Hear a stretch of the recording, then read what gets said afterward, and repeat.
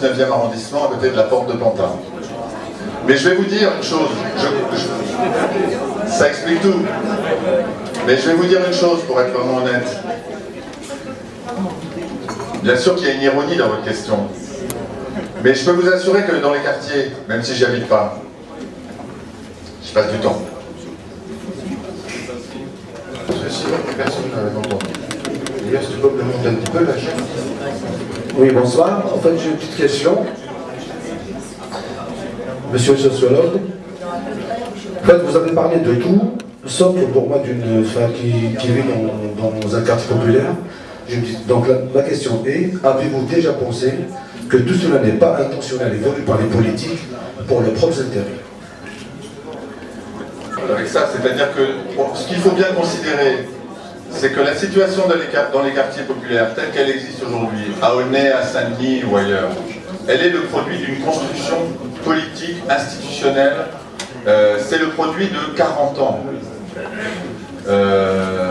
de politique publique, et notamment de politiques qui ont conduit à des formes de peuplement qui débouchent tout droit aujourd'hui sur le ghetto. Donc, effectivement, on ne peut qu'abonder, mais ce n'est pas une personne ou une autre personne en même temps. C'est un processus, une construction politique collective, c'est plusieurs générations. Quand les élus d'une ville bien connue des Hauts-de-Seine décident de prendre toutes les familles lourdes, tous les cas lourds, et de les amener à Nanterre, au sein de l'office départemental des HLM, ils ont une action politique sur la construction des cités. Et évidemment, les élus nanterrois, je parle un peu pour eux, vous me le permettrez, qui se disent « Ah, quelle bonne affaire, on va récupérer un électorat », ne se rendent pas compte qu'en fait, ils vont récupérer des gros problèmes. Bon, et ils mettent 20 ans à s'en sortir de cette situation. Donc, ce n'est pas incriminer quelqu'un en particulier, ni un parti, que de considérer que, effectivement, la situation dans laquelle on se trouve est le produit d'une, je répète le mot, même s'il est un peu savant, d'une construction politique. Mais on pourrait dire d'une certaine manière que la diffusion des drogues, et de certaines drogues en particulier, qui ont fait beaucoup de morts, est aussi une construction politique. Pour le dire très rapidement, l'héroïne est aux habitants des cités ce que l'alcool a été aux Indiens. Et oui, et bien sûr, et ça tout le monde le sait. Alors après, comment on sort de cette situation-là aujourd'hui, ça devient plus compliqué. Et donc ça, on aura l'occasion d'en reparler. Mais bien sûr qu'il y a une responsabilité collective immense, et que c'est du coup totalement injustice de se retourner vers les gens qui habitent les quartiers et de les traiter de gens qui sont différents, voire dangereux, comme s'ils étaient eux responsables d'une situation qui est beaucoup plus large. Si c'est le sens de votre question, je vais dans ce sens. Tous ces gens-là, depuis les années 60, ils ont fait les écoles sur place, les magasins sur place, donc on était, c'est un genre de ghetto, on était tous ensemble, on ne sortait pas à l'extérieur, on avait tout sur place. Et après, ces jeunes-là ont grandi. Ils n'ont pas eu la chance de faire des grandes études, parce qu'on mettait des bâtons dans les roues pour la carte scolaire. Donc je trouve que c'était voulu par le gouvernement. Parce que maintenant, on récolte ce qu'ils ont semé il y a 20 ans, il y a 30 ans. Parce que maintenant, les jeunes sont défaitistes. Il n'y a pas de travail, il n'y a pas de grandes études, il n'y a pas d'information. Donc vous avez récolté ce que vous avez semé il y a 30 ans. Vous parlez de comment décider les taux. Et dans cette rubrique, vous avez parlé aussi de la réappropriation du terrain par les habitants.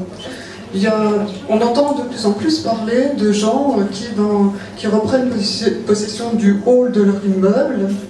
Ce sont des individualités, hein, enfin c'est un groupe d'habitants. Mais évidemment, tout va dans le hall voisin. Comment est-ce que vous pensez qu'on pourrait soutenir toutes ces initiatives qui sont prises par des gens qui en ont ras-le-bol, qui vivent ça tous les jours? Et comment? Parce que dès que, dans n'importe quelle cité, quelqu'un dit qu'il y en a marre et on devrait faire ça, on devrait mobiliser, on devrait faire une pétition, on devrait se montrer, immédiatement on dit « Ah non, non, faut pas parce qu'il va y avoir des représailles, surtout faut pas te montrer parce qu'on va te crever des pneus, on va faire ci, on va faire ça ». Alors ceux qui ont envie de se battre, quels moyens vont leur être donnés pour qu'ils se réapproprient le terrain? Voilà, c'était ma question. C'est une réponse. Moi, je pense qu'effectivement, ce sont des actions peut-être gadgets qui peuvent faire sourire, mais qui sont une manière de se réapproprier un territoire quand un collectif, parce que ce ne sont pas des habitants, quand un collectif d'habitants décide de faire une fête dans ce hall, de faire des réunions régulièrement, et donc ce faisant, de dire aux gens qui occupent le hall, en général, vous voyez, c'est à nous aussi. Et en général, les cohabitations, j'ai un certain nombre d'exemples en tête, les cohabitations fonctionnent bien. Alors, après, est-ce que ça suffit? Bien sûr, ça ne suffit pas. Et ce qui est compliqué aussi, c'est qu'on ne peut pas espérer d'avoir des collectifs qui soient forts dans une situation de crise, de pauvreté, de stigmatisation, je veux dire, quand on ne sait pas comment on va finir le mois, on ne pense pas à se mobiliser. C'est évident. Donc, c'est là où le rôle des pouvoirs publics, me semble-t-il, est très important. Et je pense que, à la fois, je ne veux pas jeter le bébé avec l'eau du bain, et je ne veux pas dire on n'a rien fait, tout est nul. C'est pas du tout le propos. Mais il me semble que de soutenir ces initiatives de développement, d'occupation, de les valoriser, de les reconnaître, de reconnaître les gens qui en sont à la tête, je pense que ce sont des choses qui sont faites ici et là. Donc ce sont des choses qui sont peut-être relativement banales, mais qui sont une manière de prendre la mesure du problème, qui est le suivant. C'est qu'au fond, les dealers ont occupé l'habitant. Point barre. C'est pas la responsabilité de vous, c'est une responsabilité collective. La nature a horreur du vide. Et je vais vous dire, il se passe la même chose pour la religion. Il se passe la même chose pour la religion. On pourrait prendre des quartiers. Alors je vais prendre Marseille parce que c'est loin, parce que je connais bien. Il y a des quartiers qui sont complètement abandonnés. C'est une ville étatisée, Marseille, c'est pas du tout la capitale euro-méditerranéenne qu'on veut croire.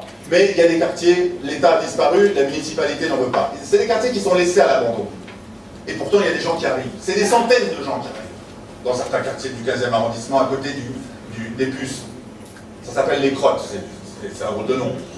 Qu'est-ce qu'on fait avec ces gens-là? Comment on les loge? Comment on leur donne des soutiens? Qui va s'occuper? Je vous laisse deviner qui s'occupe de ces gens-là et qui remplit le vide. Et donc, c'est pas les dealers. C'est pas les dealers. C'est pas de ce côté-là. C'est du côté de la religion. Du côté de minorités qu'on peut nommer radicales, qui ne sont pas représentatives. Et en même temps, elles sont radicales, mais elles font du boulot, elles font du social. Donc elles ont une légitimité. Je pense que c'est aussi prendre la mesure des problèmes que de dire ça. La nature a horreur du vide. Occuper l'espace est un petit pas, mais dans un certain nombre de situations, il faut être pragmatique. Hein. Et l'idée de la reconnaissance, quand même, moi je voudrais y insister, je sais que je suis en présence d'élus, de gens qui sont aux manettes, donc je peux donner l'impression d'être sur mon nuage, n'est-ce pas, moi qui habite dans le 19e arrondissement, bref, un bobo. Bon, mais quand même, la reconnaissance, plutôt que les freins. Il y a 3 jeunes qui font une association, ouais, c'est du communautarisme. Non mais c'est ça qu'il faut casser.